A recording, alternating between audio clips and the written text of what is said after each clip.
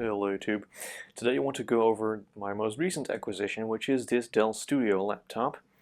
This is a Dell Studio 1555, bought somewhere around 2009-ish.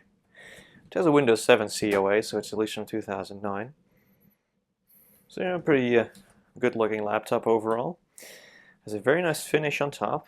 Let me just see if I can get that in the frame here. Yeah, you can definitely see there. Very nice.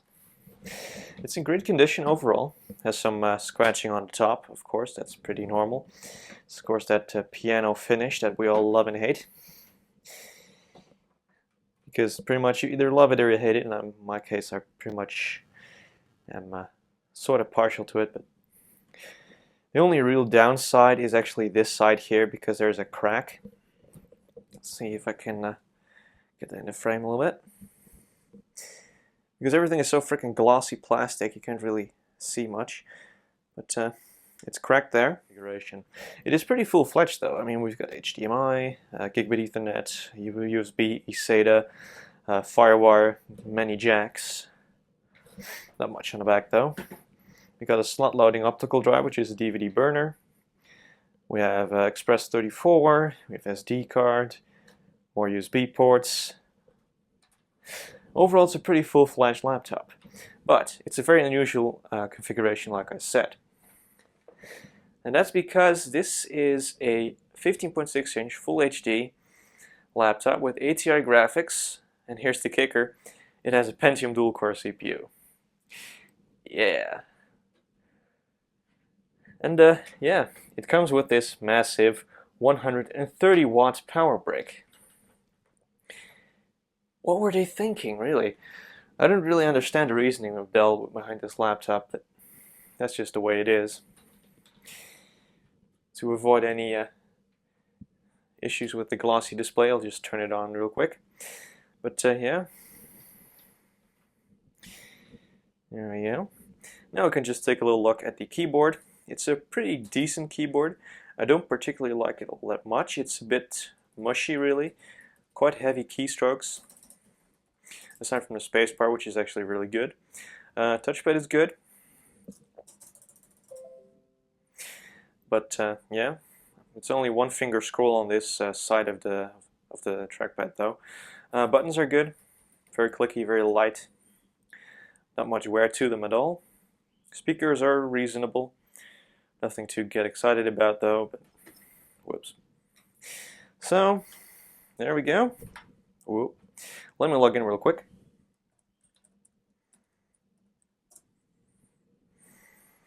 I'll just turn up the brightness a little bit. It's a very nice display. That's really all I can say about it.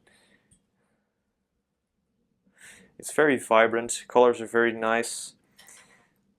It's not by no means an IPS panel or anything like that, but overall it's pretty good. I'm just turning it down a little bit. There we go. And yeah, it's running Windows 10 Home 64-bit, like a charm. Upgraded a Wi-Fi card to a Broadcom card. It's a Dell Wireless 1510. Got 4 gigs of RAM. Let me just show you around a little real quick. System. There we go. There we go. Pentium dual-core T4300, 2.1 GHz with 4 gigs of RAM. And Windows 10 Home. It really runs Windows 10 like a champ. There's just nothing else that I can really say about it. It's really fast. It also has an SSD, by the way. It's just 120 gig, pretty much box standard generic SSD, but it does the job really well, boots up really quickly. And of course, we got this nice background here. Battery is still good. Lasts about 2 to 3 hours, depending on how your saving is set up. So that's all pretty good as well. This is pretty much going to replace the Dell Latitude D820 that I actually sold yesterday. And yeah, I mean, I just like buying laptops, using them for a while, and then selling them on, just so I can experience some different kinds of hardware over time. Now, there's one interesting thing about these laptops that most people don't really know, but you can actually Hackintosh these these Studio 1555 laptops pretty easily, actually. The only real problem is this model has ATI graphics, and you have to fix that up. You need to do some modifications there, but it is possible. These things can run up to El Capitan, really, which is pretty nice. I don't really intend to do that right now. I mean, I've dabbled with it a little bit. Couldn't really get it working very quickly because I didn't really have a lot of time on my hands. But I will definitely give it another shot in the future. Now that my summer vacation is pretty much starting, I've got plenty of time to just, mess around with this laptop a little bit more. And of course to fix it up a little bit. I don't really need to do any major upgrades to this.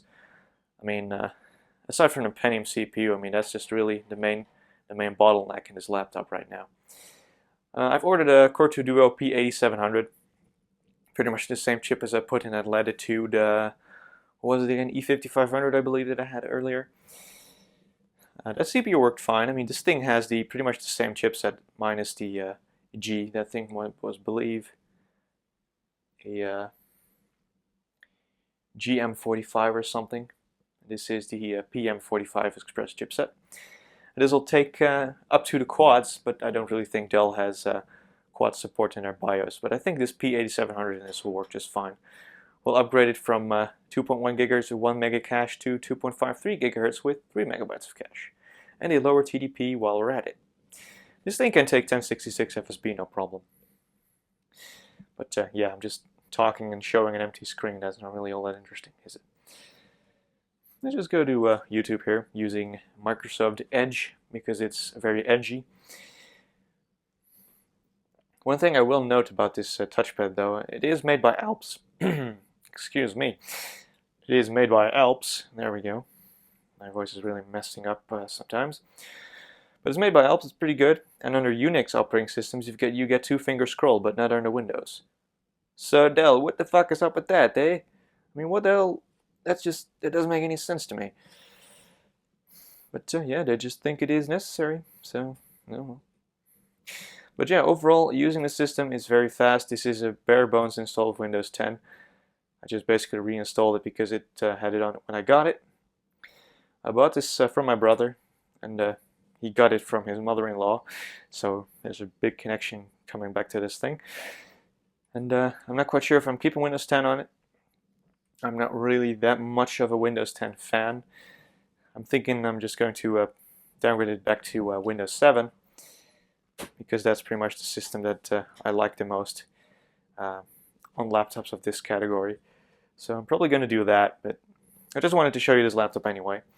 And it's running Windows 10 just fine.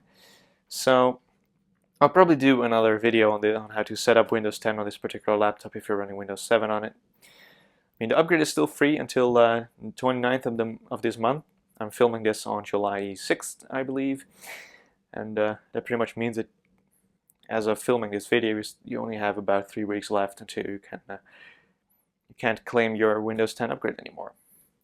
So I'll just make another video on this, upgrading it to Windows 10. So that should be fun. But yeah, I pretty much just want to thank you all for watching. This was the overview of this Dell Studio 1555. Hope you enjoyed it. Thank you all for watching, and I'll see you guys in the next video.